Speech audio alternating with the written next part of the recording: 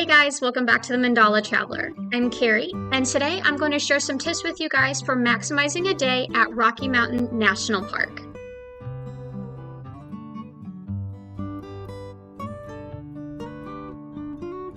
Now, if you're not aware, Rocky Mountain National Park is actually America's fourth most popular national park, and as you can imagine, it gets pretty busy with 4 million something people visiting every year.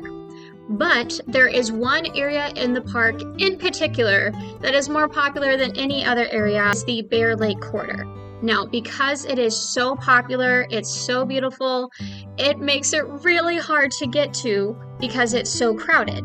So the National Park Service put some extra restrictions into place to make things easier, but if you don't know what you're doing, you could show up and be told you can't get into the park at all. So today I'm going to walk you through how to access Bear Lake in Rocky Mountain National Park and then how to maximize your time while you're there. Now, if you look up most popular hike in Rocky Mountain National Park, the first thing on pretty much any list is Bear Lake. And it's no surprise because it's a flat 0.6 mile hike around a beautiful lake that's surrounded by forest and mountains. It's gorgeous at every turn, so it makes sense that everyone and their mother wants to visit. Now, to counteract this problem, the National Park Service put together a timed entry permit system with two options. The basic permit allows you to enter the park and go anywhere but Bear Lake, and then the other allows you to access everything. But the real kicker is you can't enter the park at all until your time slot or until after 2 p.m. And once you leave Bear Lake, you can't come back until after 2 p.m. It's kind of complicated, but it sort of makes sense once you've done it.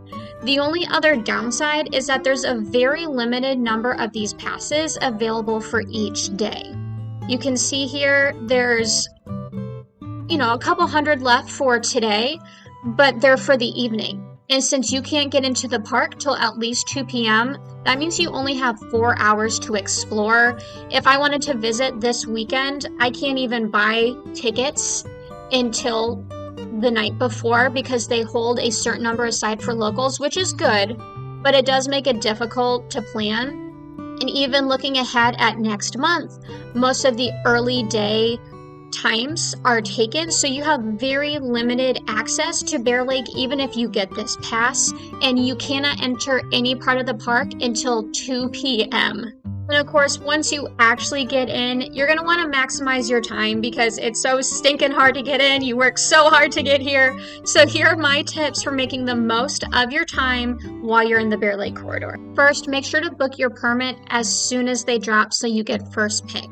Now, permits drop on the first of the month prior to the month you're trying to get in. So, for example, tickets for October already dropped on September 1st. So if you're looking at this system for next year, say you want to go in May, you're going to want to look on April 1st to get your tickets for any time during the month of May. Now, this system ends for the season on October 22nd, but it's geared to set back up again end of May next year. Second, arrive as early as you can. Hopefully you got a permit for pretty early in the day. Like if you can get that 6 to 8 a.m. spot, go for it. But say you got a permit for 8 to 10, get there at 8. It just gets more and more crowded in the park and Bear Lake the longer the day goes on because people go and they stay. So you should get there early in the day to make sure you can hit those trails before it gets too crowded to really enjoy it. On another note, you can waste so much of your day staring at taillights.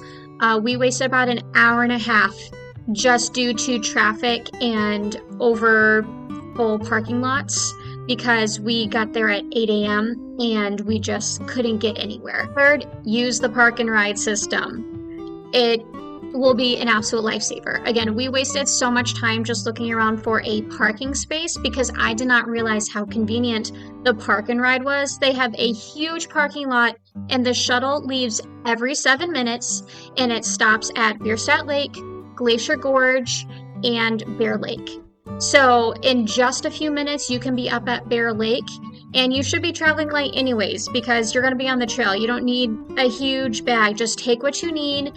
When you're done with your hike, Go wait at the stop for a maximum of 7 minutes and you'll get right back to your car. It is so easy and you will not waste the time driving all the way up to Bear Lake, looking for a parking spot, and then having to drive all the way back down the mountain to find a place where you can leave your car.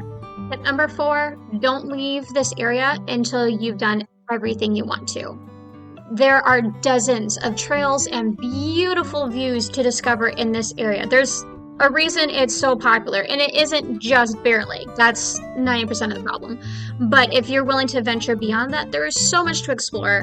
And remember, if you leave, you can't come back in till 2 p.m. So if you went through all the trouble to get in here early, just stay and enjoy it to your heart's content before you move on to a different part of the park. And on that note, number 5, do more than Bear Lake. If you're going to go through all the trouble to get up there, don't just do Bear Lake. It's a cheater trail, okay? Doesn't even count as a hike. I have done harder hikes at my local park, all right? Yes, it is beautiful, but there is so much more to see in this area. Like I said, there were dozens of gorgeous hikes. There are multiple lakes you can visit. There are waterfalls. There's wildlife everywhere. So if you're going to go through all the trouble of getting out here, stay and explore and see what else this beautiful area of the park has to offer. With that said, I'm going to give you some of my top recommendations for trails. Unfortunately, I only got to spend one morning in this area of the park because we wasted a lot of time making mistakes.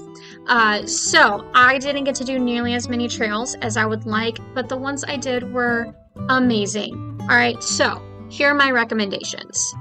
First up, Alberta Falls. It is such a peaceful trail through the woods.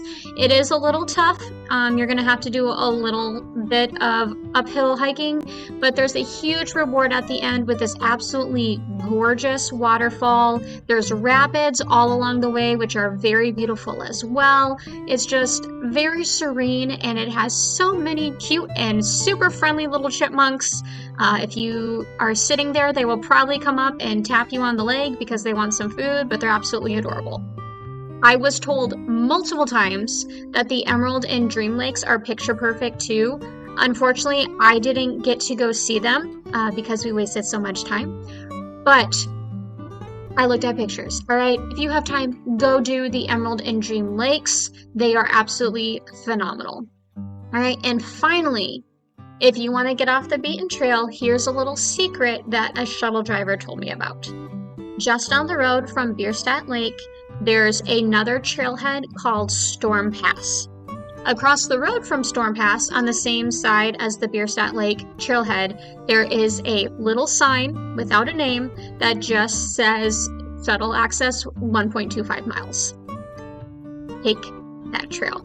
It does start a little bit rough, but it really quickly turns into some beautiful forest and meadow walks with views of the mountains off in the distance. You can see the road for some of it too, so although it definitely feels very isolated, there's a really good chance you're going to be the only person on this trail. You aren't completely alone in nature if you did need some sort of help. However, since no one else takes this trail, you're really likely to see wildlife like squirrels and chipmunks, turkeys. I saw so many turkey babies, and even elk. Now, while we were driving this area early in the day, we ran into a nature photographer, not with our car. We got out and we talked to him. We saw he was parked and we got out, and he was taking pictures of this huge male elk, and he told us that every day between 6 and 10 a.m. this elk is chilling in this area. Now, I didn't put it together right away, but I was walking on the trail very close to that area, and I just about walked into a ginormous male elk. I don't know if it's the same one, but I think it's very likely just based off of where I was at.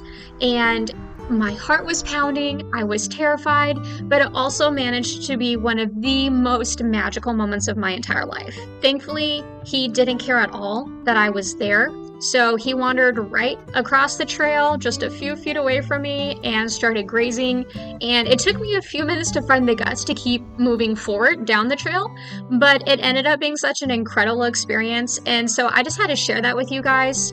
There are elk all around the park, but they move around a lot, and this seems like a pretty guaranteed chance for a close sighting if you do want one. Just be alert, don't make any sudden or threatening moves, and keep as much space as possible. The park recommends 75 feet, which I did not have, but I put between me and the elk as soon as possible. But anyways, that's just an amazing trail, and I had to share that little secret with you guys. That is all for me for today. Thank you so much for watching this video. I hope that it helps you have a smooth journey into the Bear Lake corridor and maximize your time there. If you do want more information about this, I have a blog post at www.cochranriding.com. You can read about it there.